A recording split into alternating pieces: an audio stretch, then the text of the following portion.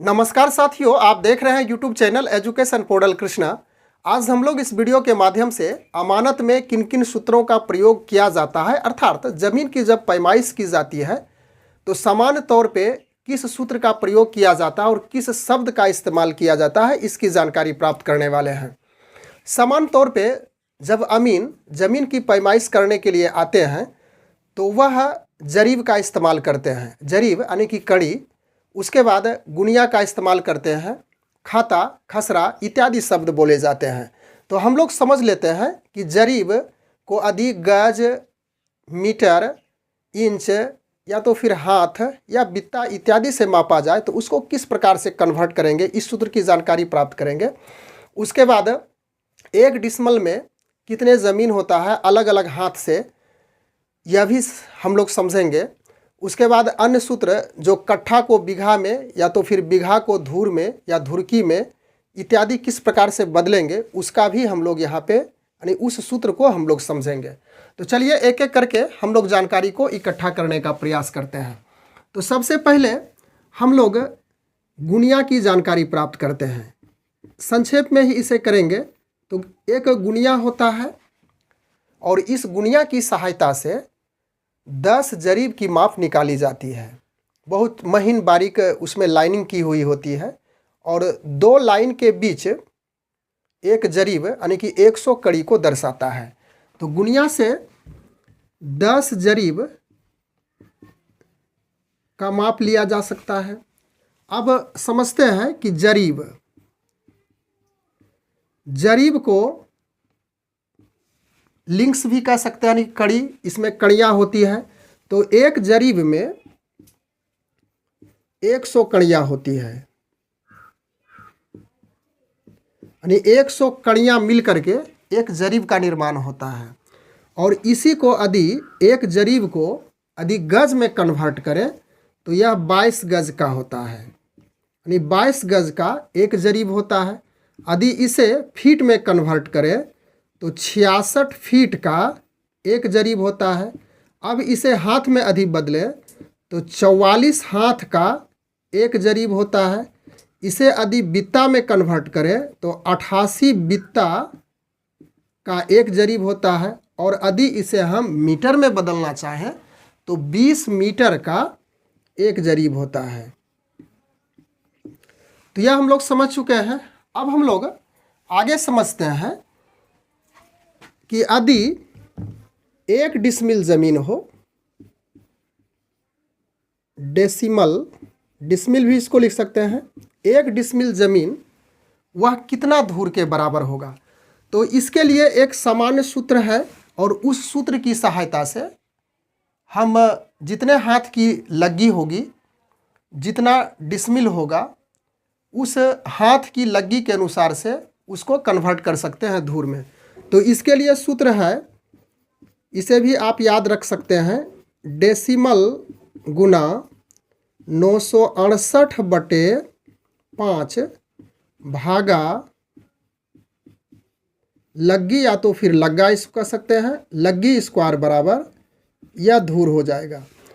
एक डिसमल में 5.5 हाथ की लग्गी हो तो कितना धूर होगा। एक डिसमल में 4 हाथ की लग्गी हो तो कितना धूर होगा। एक डिसमल में यदि आपका 6 हाथ की लग्गी हो तो क्या हो सकता है, कितना धूर हो सकता है। एक डिसमल में यदि 9 हाथ की लग्गी हो तो इसके अनुसार से कितना धूर होगा।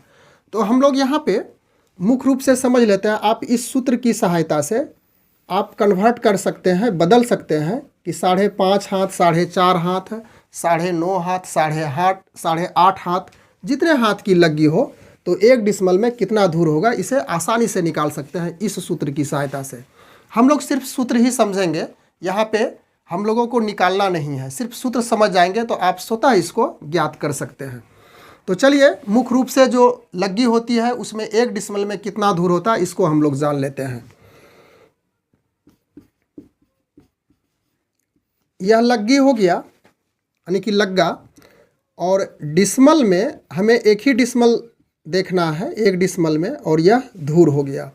तो यदि हम 4 हाथ की लग्गी ले लें, 4 हाथ की लग्गी हो तो 1 डिसमल ज़मीन कितना होगा, तो यह 12.1 धूर जमीन होता है। यानी कि 4 हाथ की लग्गी लेने पर इस सूत्र में 1 डिसमल में 12.1 धूर होगा। और यहीं पे यदि हम 4.5 हाथ की लग्गी लें तो 1 डिसमल में यह 9.56 धूर हो जाएगा।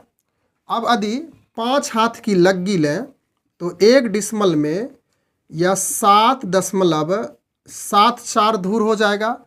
और इसी में यदि 5.5 हाथ की लग्गी ले लें तो यह 1 डिसमल में 6.4 धूर हो जाता है। यानी कि 5.5 हाथ की लग्गी में 1 डिसमल में 6.4 धूर होता है।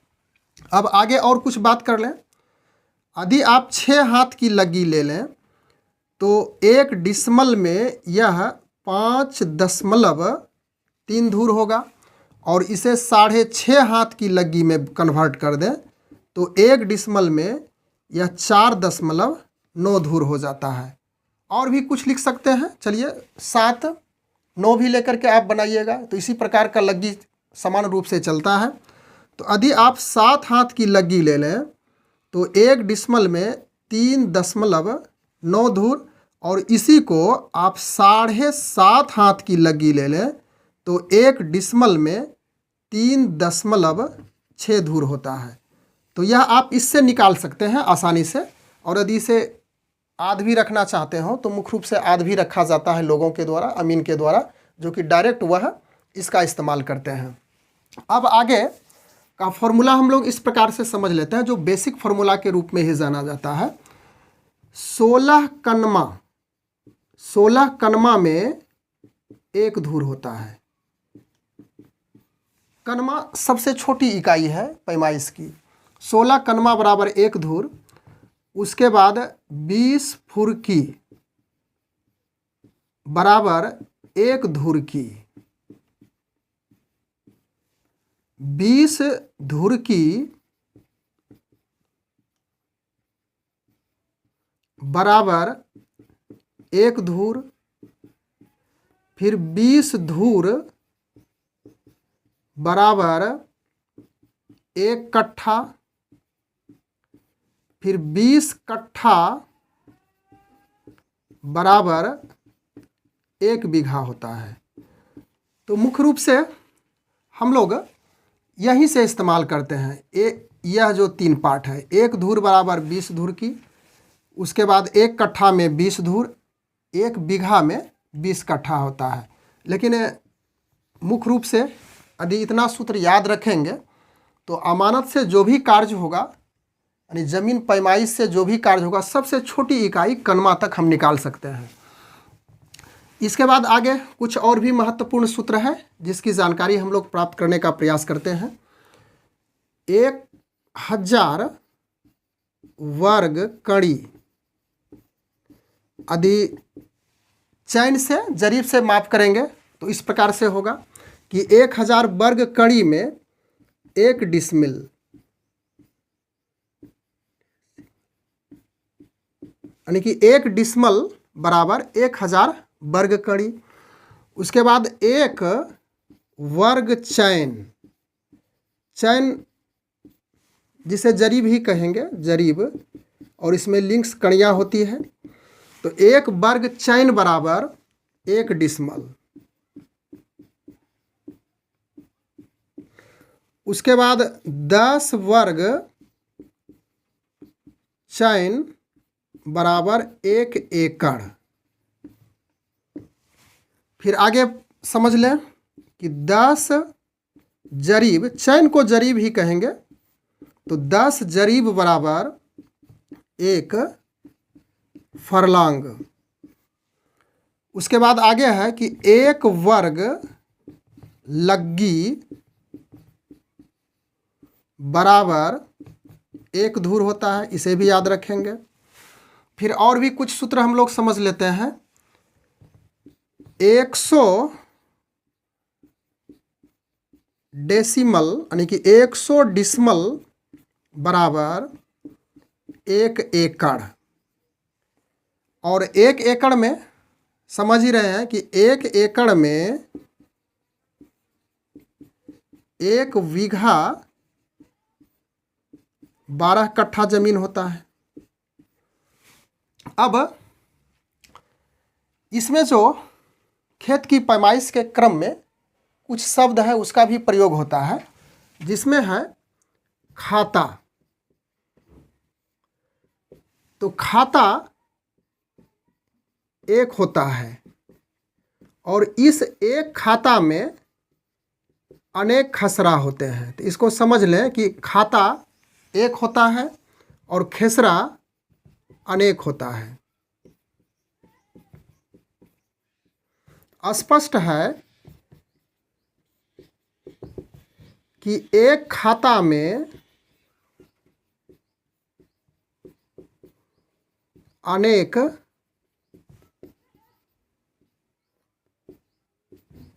खेसरा